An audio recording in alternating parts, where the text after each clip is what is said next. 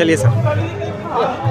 गढ़वाल भवन का स्थापना दिवस है। समाज को हम ये कहना चाहते हैं कि शताब्दी वर्ष तो मनाया 100 साल में, लेकिन अब जो हमारे गढ़वाल भवन की स्थापना है वो 28 दिसंबर 1958 को, तो हमें ये याद रखना चाहिए कि गढ़वाल भवन के अपना स्थापना दिवस मनाना चाहिए। सर कितने बड़े गर्व की बात है कि इतने साल पुरानी संस्था आज भी जो है जनता की कसौटी पे खरी उतर रही है। नहीं, ये समाज है, समाज अगर साथ रहेगा तो सब होता है। समाज है तो हम हैं, समाज नहीं तो भवन भी नहीं है, समाज नहीं तो गढ़वाल हितैषणी सभा भी नहीं है। समाज सर्वोपरि है। लगातार सर हितैषणी सभा जो है सामाजिक और राजनीतिक और सांस्कृतिक सब में अहम भूमिका निभाती है अपनी दिल्ली एनसीआर में। क्या विश्वास दिलाएंगे सभी को कि ये कारवां इसी तरह आगे भी चलता रहेगा? कारवां चलता रहेगा, समाज आगे बढ़ता रहेगा तो कारवां भी चलता रहेगा। समाज सारा ही, जो हम सभी लोग हैं, समाज ही सबसे बड़ा है। कितना गर्व महसूस हो रहा है सर कि 100वें साल में जो है आप आज जो है इसका स्थापना दिवस मना रहे हैं? गर्व महसूस होता है। सबसे पहले मैं अपने पूर्वजों को नमन करता हूँ जिन्होंने हमें विरासत में दिया है। हम उसी विरासत को आगे बढ़ा रहे हैं। और नया साल आ रहा है सर, ऐसे में क्या नए साल में सभी गढ़वाल हितैषणी सभा या पूरे उत्तराखंड के लोग, पूरे भारतवर्ष को नए साल मुबारक हो। बहुत बहुत इंजॉय करें, खुशहाल ज़िंदगी जिए। ठीक है सर।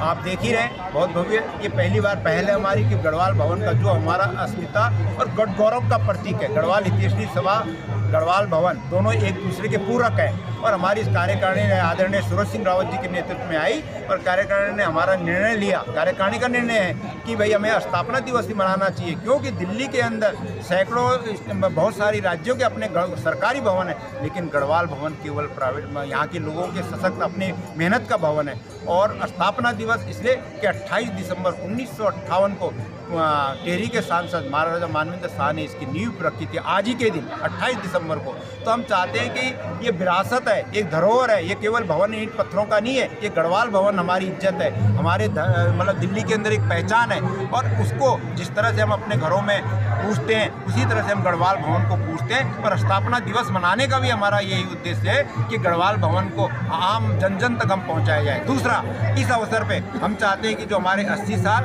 और 80 साल से अधिक के आयु वर्ग, हमारे आदरणीय अध्यक्ष जी का ये सुझाव था कि 80 साल के अधिक उन लोगों को हम आज सम्मानित करें। वो आए हुए हैं, आज 96 साल के भी आदमी हमारे बीच में पहुंचा हुआ, 93 साल का भी आदमी हमारे पास पहुंचा है, 86 साल के भी सदस्य हमारे दूर दूर से पहुंचे हुए।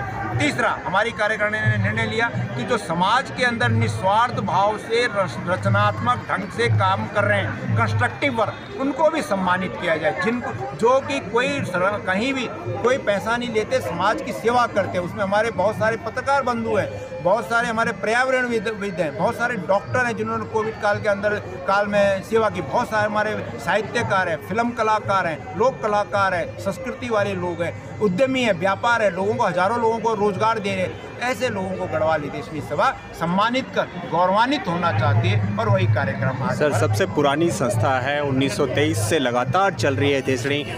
क्या सबको क्या विश्वास दिलाना चाहेंगे? नया साल भी आ रहा है, ऐसे में नए साल की क्या शुभकामनाएं देंगे और सभी उत्तराखंड प्रवासी समाज को क्या विश्वास दिलाएंगे? उसी कसौटी पे आगे भी बढ़ती रहेगी।